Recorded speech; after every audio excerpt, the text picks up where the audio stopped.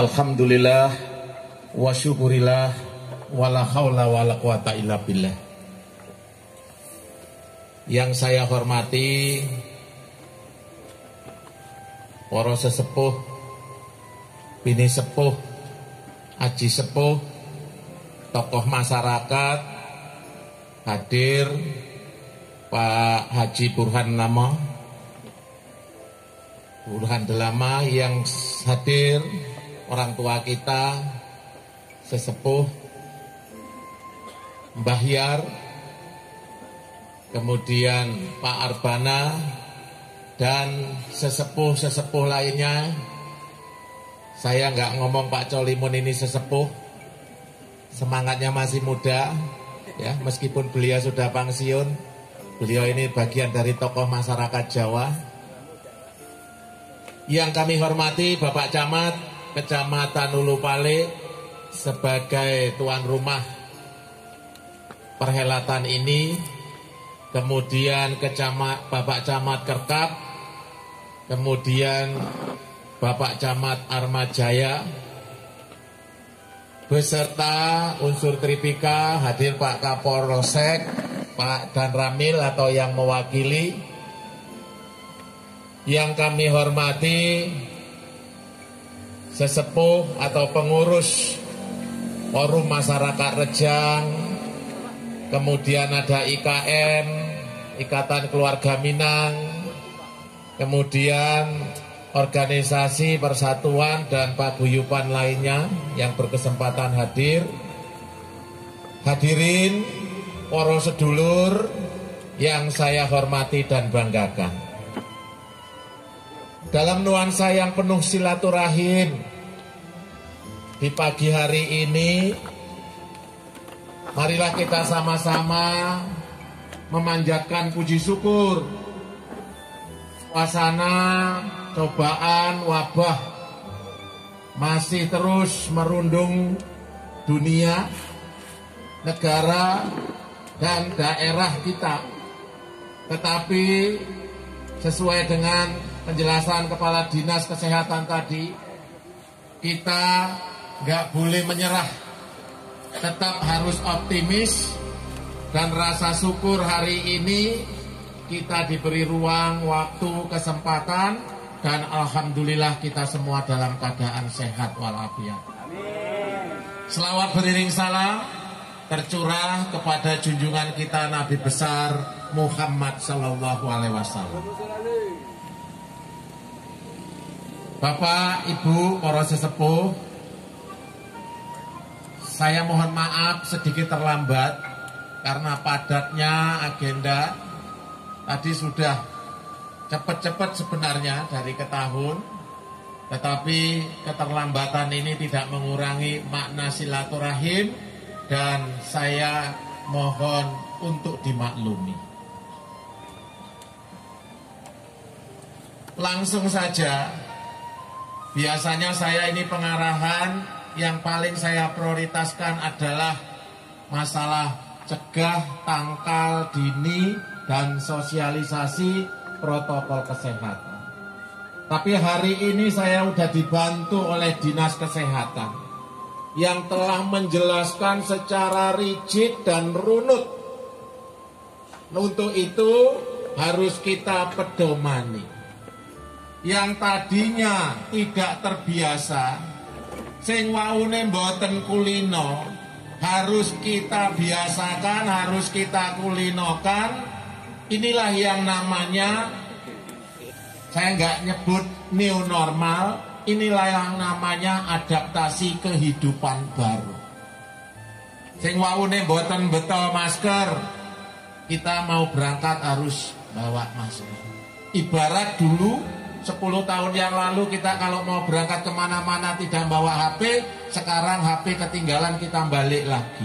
Begitu juga kalau maskernya ketinggalan. Ini harus kita laksanakan secara disiplin. Karena atas arahan pemerintah pusat sampai provinsi sampai kabupaten, aktivitas kita nggak boleh berhenti. Karena kalau kegiatan berhenti, ekonominya akan kolap. Terus interaksi sosial akan terputus. pesta boleh, hajatan boleh, pengajian boleh, kemudian interaksi jual beli boleh, dan kegiatan ya usaha terutama mayoritas petani tidak ada hambatan. Yang penting dielingke atau diingatkan adalah protokol kesehatan tetap dilaksanakan.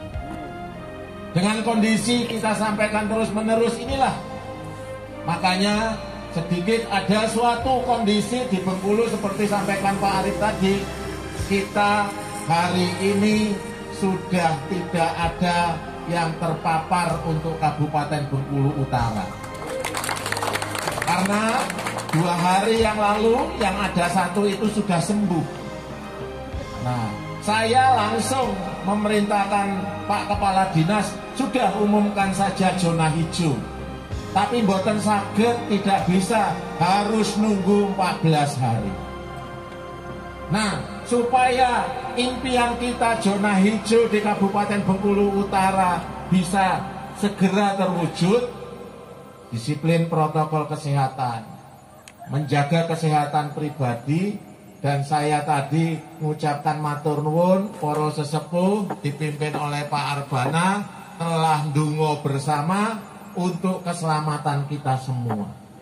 Nah, ketika upaya-upaya itu kita laksanakan sambil menunggu vaksin yang sedang dikerjakan secara terus-menerus oleh para ahli atas perintah Pak Presiden yang insya Allah mungkin tahun depan, maka doa-doa kita tadi dikabulkan dan kehidupan bisa normal kembali.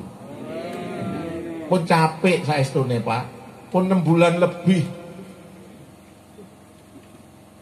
Pak Haji. Saya sebenarnya sudah capek. Biasanya saya turun dari mobil, cekika-cekiki, pelukan, ya, salaman, toleh kanan, toleh kiri. Kadang-kadang ada yang ngerasani Pak Bupati kok malih sombong. Tidak, ya, karena sebagai pimpinan harus menunjukkan keteladanannya untuk menerapkan protokol kesehatan. Ini mumpung ada Pak Camat 3. Saya tadi juga sampai ngelus dada Pak. Ketika lewat dari Lai sampai Gunung Selang, ada 3 titik yang pesta. Itu masih 50% lebih nggak pakai masker. Nah itu. Tapi suatu saat nanti saya harus memberanikan diri, terlepas nanti yang ditegur merasa cilik hati, atau merasa kecup masyarakatnya, atau merasa Pak Bupati ini kok nyinyir bangetin. Tapi ada filosofinya. Filosofinya itu, hukum yang paling tinggi di dunia ini sebagai seorang pemimpin adalah kesehatan rakyat. Paham, para sesepuh Bapak Ibu? Nah, kalau ini paham, makanya Mas Arif tadi menyampaikan, kita semua jajaran kepengurusan paguyuban dan anggotanya, begitu juga ikatan-ikatan seperti IKM, forum-forum seperti forum masyarakat Rejang, harus menjadi agen getok tular sosialisasi, sehingga ini menjadi tugas kita bersama. Ini sesi pertama penyampaian saya, pun boten dangu-dangu. Nah, kemudian yang berikutnya, paguyuban masyarakat Jawa Bengkulu yang ada di Bengkulu Utara. Paguyuban ini bukan organisasi yang sifatnya primordial. Napa niku primordial? Istilahnya hanya kelompok tertentu yang sifatnya elit, yang sifatnya sangat-sangat primpen, hanya khusus. Itu primordial. Kita tidak organisasi yang sifatnya primordial. Organisasi paguyuban seperti namanya adalah wadah untuk guyub rukunnya masyarakat Jawa, Kabupaten Bengkulu Utara, Provinsi Bengkulu, guyub rukun agawe santoso. Artinya, semua kegiatan yang kita laksanakan itu untuk kemaslahatan masyarakat yang banyak. Satu itu. Yang kedua, di dalam paguyuban itu juga harus berkolaborasi, saling isi mengisi. saling interaksi, apalagi sudah digatukkan dengan ikatan perkawinan. Ya, posisinya misalnya Pak Colimun, garwonya juga bagian dari keluarga besar MMR, ya kan? Kemudian seperti saya, garwo saya masih ada irisannya dengan Semaku dan yang lainnya. Ini menjadi satu kesatuan. Jadi tidak ada sekat. Nah, karena tidak ada sekat ini, kemudian ini menjadi satu kesatuan, makanya PMJB, Forum Masyarakat Rejang, Ikatan Keluarga Minang, Semaku, dan organisasi-organisasi kemasyarakatan yang berkaitan dengan faktor etnis dan sebagainya, ini menjadi asetnya, kekayaannya masyarakat Bengkulu Utara, sekaligus juga menjadi daya dorong dan daya dukung bagi pemerintah daerah Kabupaten Bengkulu Utara. Contoh sederhana. Nah, ini tadi ikut woro-woro, ikut menghimbau ketika semua forum, semua paguyuban otomatis sudah memberikan daya dukung. Kemudian nanti di dalam paguyuban misalnya, nanti Pak Camat beserta Ketua PMJB Arma Jaya contohnya, atau Ulu Pale, atau posisinya Kerka, membentuk wadah koperasi. Di dalamnya bisa mengangkat ekonomi kerakyatan. Masyarakat yang tadinya tidak mampu jadi mampu.